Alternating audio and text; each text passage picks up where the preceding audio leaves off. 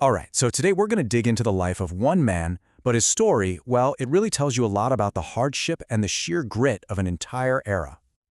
So let's jump right in. We're talking about Robert Seaver.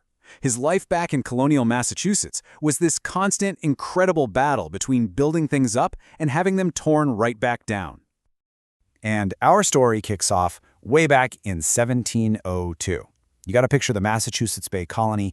It was still pretty new, it was growing fast, but man, it was an unforgiving place to live. So this is our guy, Robert Seaver. He was the eldest son in his family, and he grew up learning how to farm and how to build basically from the time he could walk. He was a bricklayer, a farmer, a soldier. Back then, you didn't get to specialize. You did what you had to do to survive. And like most folks in his time, Robert's life really revolved around two main things: the family he was trying to raise and the living he was trying to carve out of the land. So he marries a woman named Eunice Raymond, and her family had a pretty dramatic story of their own. Her grandfather was a sea captain, Captain Norman, who died when his ship smashed against this awful rocky ledge. The spot became so infamous that people started calling it Norman's Woe, and the name just stuck. Together, Robert and Eunice started building their own legacy. They had a huge family, 9 kids. They raised them all right on the border between Sudbury and Framingham. And you can just imagine every one of those names was a little bit of hope for the future in a really uncertain world. And Robert's life, it was really split between two different worlds. On one hand, he was this skilled craftsman, a bricklayer, literally building the homes and chimneys for this new colony. But on the other hand, he was a husbandman, which is just an old-timey word for a farmer, working the soil day in and day out just to feed his own family. A builder and a provider, all wrapped up in one. But then, in 1745, everything changes. The call of king and country comes, and it leads to this huge military victory, but also an absolutely unbearable personal tragedy. He, along with his 2 oldest sons, teenagers mind you, enlisted for this really daring mission to capture the French fortress of Louisbourg, which everyone thought was impossible to take. And you know what? They did it. It was this massive, stunning victory that people all over New England celebrated.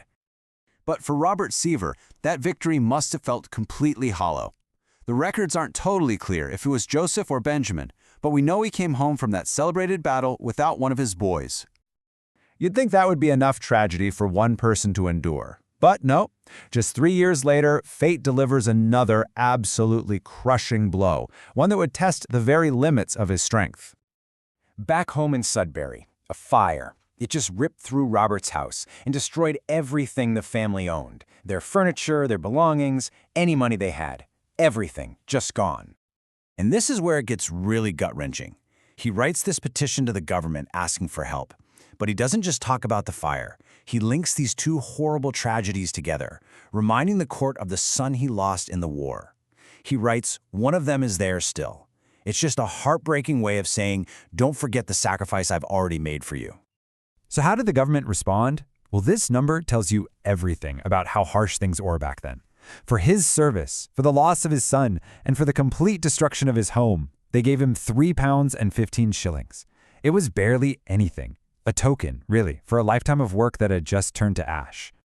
So think about it. The man is nearing 50. He's lost a son. He's lost his home. He's got a choice to make, right? Give up or somehow start all over again. Robert chose to rebuild. He moved his entire family out to the frontier, to a town called Westminster, bought a new plot of land, and in a single year built a new house and cleared the fields around it, all by himself. I mean, the sheer force of will that takes is just incredible. He actually died pretty soon after finishing this new start, and the official inventory of everything he owned, it just paints this perfect picture of his life. You see the tools of a farmer, the tools of a bricklayer, his Bible, and then, my favorite part, a fresh stack of 4,000 bricks and boards, ready to build something new all over again. So yeah, Robert died without much money or material wealth, but his real legacy, that was something else entirely. It was carried on by his children, who went on to give him more than 42 grandchildren. His resilience, his name, that was his real fortune, and is spread all across New England. Robert Seaver's story is just this powerful reminder, Behind all the dry facts and dates of history, there are these amazing stories of human perseverance. He built, he lost, and he just kept rebuilding. And it leaves you with a pretty big question, doesn't it? How do you really measure a life? Is it about what you manage to collect, Or is it about what you endure and what you pass on?